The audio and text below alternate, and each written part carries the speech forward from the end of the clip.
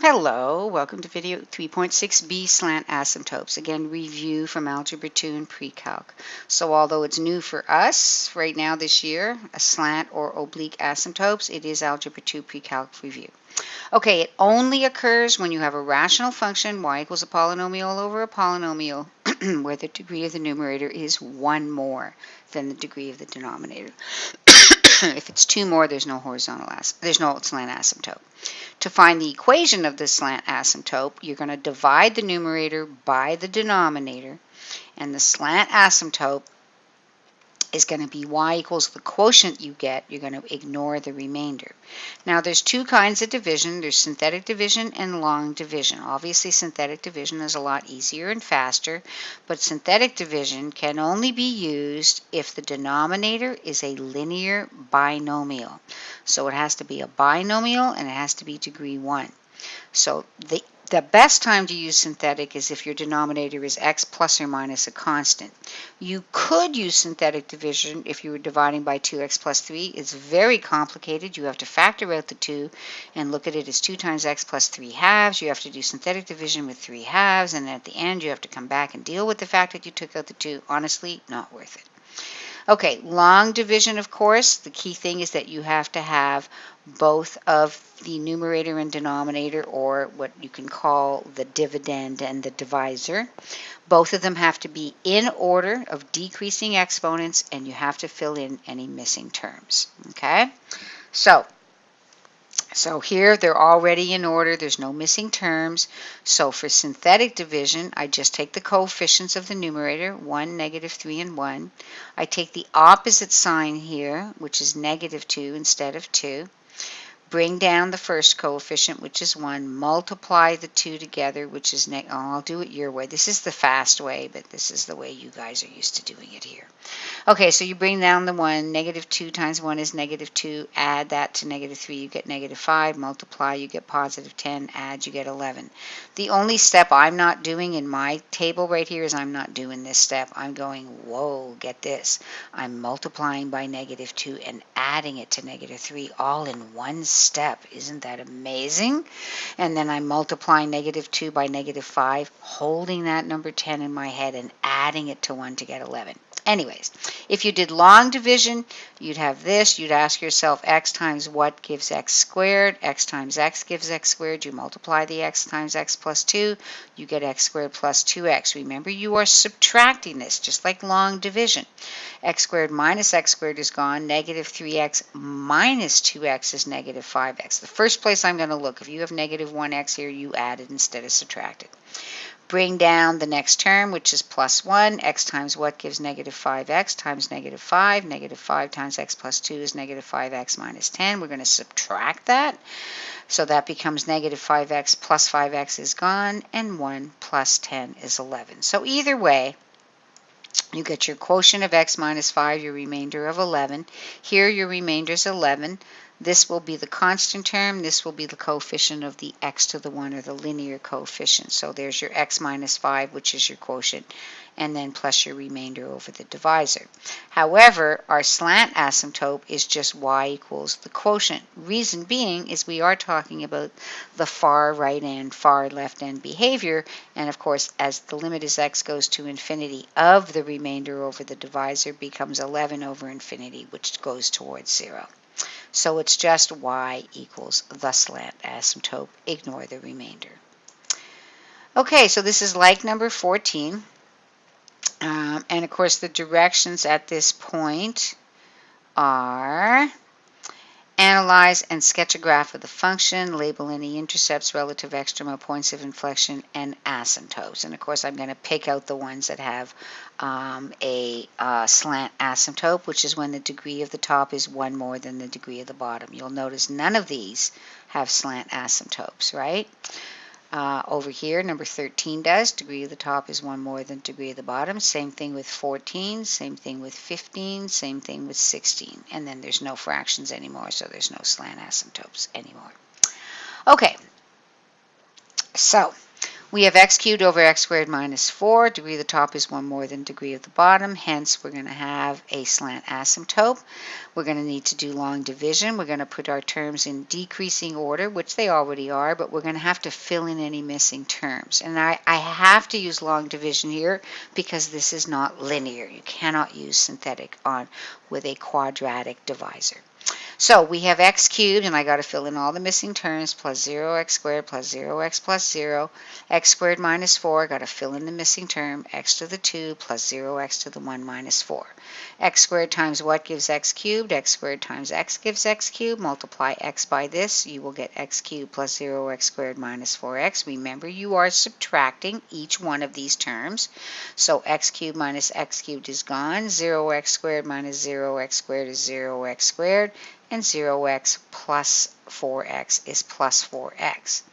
Then you're asking yourself x squared times what gives 0x squared times 0. So these will all be zeros. And you've already brought this term down here. And so your remainder is 4x, but we don't care about the remainder. The key thing is our quotient is just x, so our slant asymptote is y equals x. So I'm not doing the whole graph. I'm just talking about the slant asymptote. So number 12, we are going to do the whole graph. So here's number 12, x plus 32 over x squared. Hi, sorry, phone call. Okay, so what they're asking you to do is analyze and sketch a graph, label the intercepts, relative extrema, points of inflection, and asymptotes. Okay? All right. So x plus 32 over x squared, I would rewrite it as a single fraction, just easier to observe and decide on things. So if I have a common denominator of x squared, that's times x squared times x squared. So as you can see, it is a rational function, polynomial over polynomial. The domain, of course, x can be anything except 0 because of the denominator. Your vertical asymptote is x equals 0. Your horizontal asymptote, of course, there's none, and you do have a slant asymptote because the degree of the top is less than the degree of the is 1 more than the degree of the bottom. So I do have to do long division. I cannot do synthetics because that's squared. I have x cubed plus 0x squared plus 0x plus 32. I have x squared plus 0x plus 0. X squared times what gives x cubed? X. Multiply that. Subtract. Bring down the next term. And x squared times what gives 0x squared times 0, and then subtract, and you'll have a quotient of x and a remainder of 32, and our slant asymptote is y equals the quotient of x. Okay, the y-intercepts mean we replace x by 0. Of course, there'll be none because that'll give you a denominator of 0, and we already know that there's the domain, there's a vertical asymptote at 0. X-intercept is replace y by 0, and a fraction is 0 when the numerator is 0, so that would be when x equals the cubed root of negative 32, which does exist. Okay, so now we're ready to take the derivative. Now I did a quotient rule. I didn't really need to do a quotient rule. I could have rewritten this as x plus 32 times x to the negative 2 and actually gotten there a lot faster. Nice review of the quotient rule. Anyway, when you're all said and done, you end up with this right here. And this happens to be, by the way, the difference of two cubes and factors quite nicely. So your question is, when does this first derivative equal 0? Obviously when x equals 4. And if you try and set this equal to 0 and use the quadratic formula, because you can't factor it, you'll get imaginary numbers. So the only critical number that makes it equal to 0 is 4. The only number that makes the first derivative undefined is 0, but remember 0 is not in the domain. It's a vertical asymptote. So we put our one and only critical number 4 and our vertical asymptote on a number line, and we check, and we find out that f is increasing, decreasing, and then increasing. Now, of course, there's no relative max here because there's no points there. It's a vertical asymptote, but there is a relative min at 4 because the graph decreases on the left and increases on the right. That relative min will happen at 4 comma, and then you go back to the original function and have 4 plus 32 over 16, which is 4 plus 2, which is 6. The second derivative, okay, trust me, after you find the second derivative, it's 192 over x to the 4th. That is never going to equal 0 because the numerator will never be 0. It'll not exist when the denominator is 0, but again, it's not a crucial number because it's not in the domain because it's a vertical asymptote.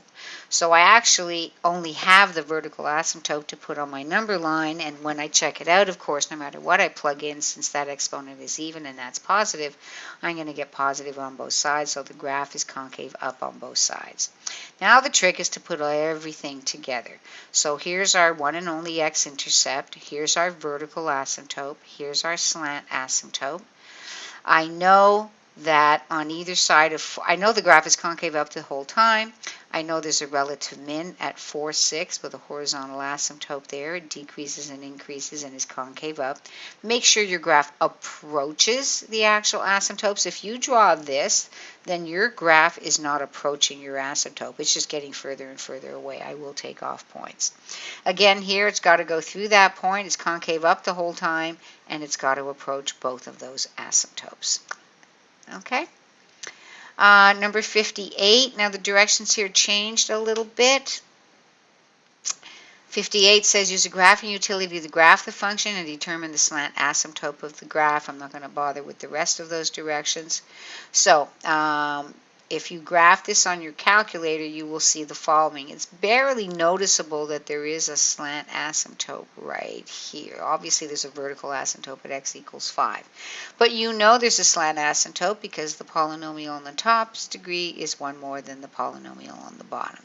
So to actually find the equation of the slant asymptote, which I can tell you right now, your calculator cannot do in the graph screen. There is no slant asymptote, functionality. So I'm going to take my 2x. Now everything's in order already. There's no missing terms. And I'm using synthetic because it's divided by x minus 5. And my remainder is negative 5, but this is my constant. That's my linear coefficient. So my quotient is y equals 2x plus 2. Make sure you write y equals 2x plus 2. And that's the